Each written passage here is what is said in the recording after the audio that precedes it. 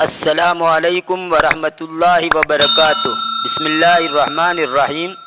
سامعین و ناظرین، اردو زبان کی دوسری کتاب کے 33 اسباق آپ کے سامنے آ چکے ہیں۔ آج کا ہمارا یہ ویڈیو اسی کتاب کا سبق نمبر 34 ہے، تو آئیے دیکھتے ہیں۔ بسم اللہ الرحمن الرحیم۔ سکہ، سکہ جو ہے یہ دھات کا بنا ہوا ہوتا ہے۔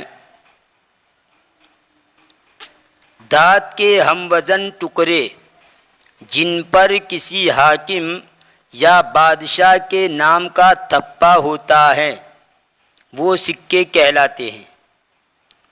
دھات سے مراد لوہا ہے، چاندی ہے، سونا ہے، یہ سب دھات کہی جاتی ہے۔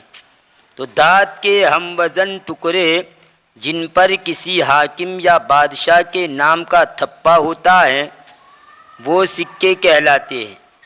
جیسے آج کل پالی، پیسہ، ادھنا تانبے کا سکہ ہے، دونی، چونی، اٹھنی اور روپیہ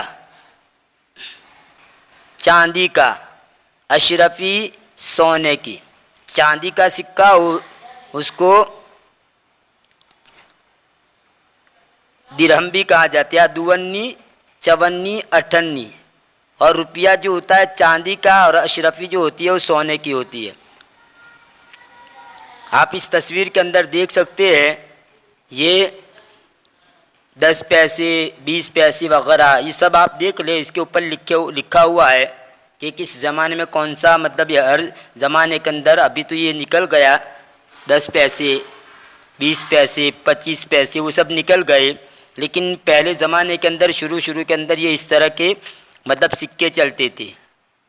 ہم نے خود 10 پیسے، 20 پیسے، 25 پیسے یہ سب ہم نے دیکھے ہیں۔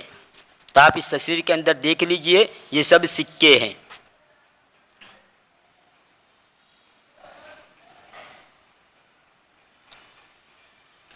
حاکم یا بادشاہ کے نام کا تھپا اس بات کی سند یعنی گارنٹی اور ضمانت ہے، اس بات کی سند اور ضمانت ہے یعنی گارنٹی ہے کہ سکہ کھری دھات کا ہے اور جو وزن اس کا معین ہے اس میں پورا ہے۔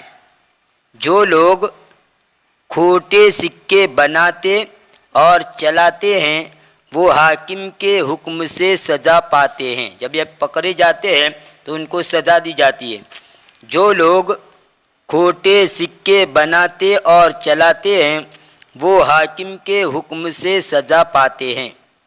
جب تک سکے کا رواج نہ ہوا تھا چیزوں سے چیزوں کا مبادلہ ہوتا تھا۔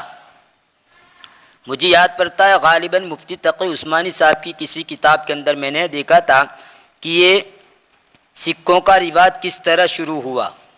یہ سکوں کا، نوٹوں وغیرہ کا جو رواج ہے اس کی تاریخ کہاں سے شروع ہوتی ہے انہوں نے کسی کتاب کے اندر نقل کیا ہے، غالب گمان یہ مجھے یاد پڑتا ہے۔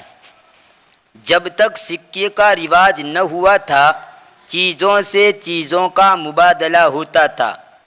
جس طرح گاؤں اور قصبوں میں ضرورت کے وقت اب بھی ہوتا ہے، غلہ دے کر ترکاری خریدتے ہیں، کپاس کے بدلے گھی، تیل اور نمک لے آتے ہیں، یعنی اس طرح چیزوں کا تبادلہ چیزوں سے کرتے ہیں۔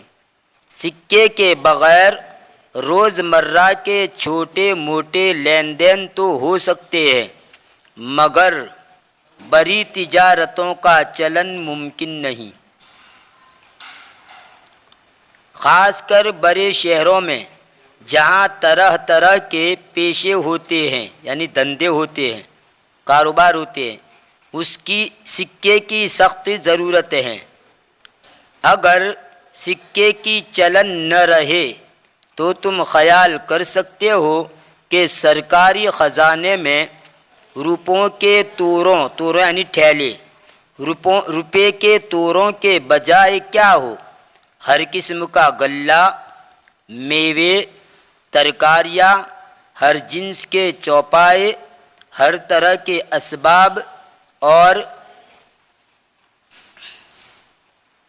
کاٹھ کبار، کاٹھ کبار یعنی ردی فضول جو سامان ہو اس کو کاٹھ کبار کہتے ہیں، ردی سامان، اور کاٹھ کبار محصول یعنی ٹیکس محصول کے طور پر جمع ہوا کرے، اور وہی سب سرکاری ملازموں کی تنخواہ میں تقسیم ہو۔ اگر سکے نہ ہوتے تو 1 من گیہوں یا چنا اور گھی خریدنے کے واسطے اپلوں کا مالک پوری 2 گاری بھر کر منڈی لے جایا کرتا۔ اپلوں کہا جاتا ہے گوبر کے جو ایندھن بنایا جاتا ہے اس کو اپلا کہتے ہیں، اس کی جمع اپلوں، اپلا یعنی گوبر سے جو ہم گوبر کا بنا ہوا ایندھن، آپ تصویر کے اندر دیکھ سکتے ہیں، اس کو کہا جاتا ہے اپلوں، اپلا کی جمع اپلوں۔ اگر سکے نہ ہوتے تو 1 من گیہوں یا چنا اور گھی خریدنے کے واسطے اپلوں کا مالک پوری 2 گاری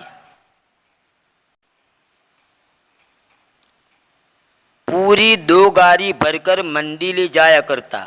اسی طرح بڑے بڑے حاکموں کو ان کی تنخواہ کے طور پر غلہ اور اسباب دیا جاتا تو اس کے رکھنے کو ان کا مکان ہرگز کافی نہ ہوتا۔ سکے سے تجارت اور لین دین میں بڑی سہولت ہوتی ہے۔ ہر شخص اپنی محنت یا اپنے مال کے عوض میں یعنی بدلے میں سکہ لے لیتا ہے، اور جب چاہتا ہے ان کے بدلے میں اپنی خواہش اور ضرورت کے موافق ہر چیز خرید سکتا ہے۔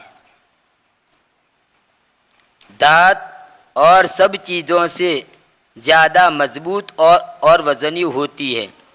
دھات اور سب چیزوں سے زیادہ مضبوط اور وزنی ہوتی ہے۔ وزنی ہم اس چیز کو کہتے ہیں جو جگہ کم گھیرتی ہے۔ تمام دھاتوں میں تانبا، چاندی اور سونا بہت اچھے ہیں، اسی واسطے ان کا سکہ بنایا جاتا ہے، یعنی دھاتوں میں سب سے زیادہ اچھا تانبا، چاندی اور سونا ہے۔ تمام دھاتوں میں تانبا، چاندی اور سونا بہت اچھے ہیں، اسی واسطے ان کا سکہ بنایا جاتا ہے۔ یہ تھا اردو زبان کی دوسری کتاب کا سبق نمبر 34۔ انشاءاللہ آنے والی ویڈیو میں اس کتاب کا سبق نمبر 35 آپ کے سامنے پیش کیا جائے گا۔ تب تک کے لیے انتظار کیجیے، دعاؤں میں یاد رکھیے۔ فی امان اللہ، الی اللقاء۔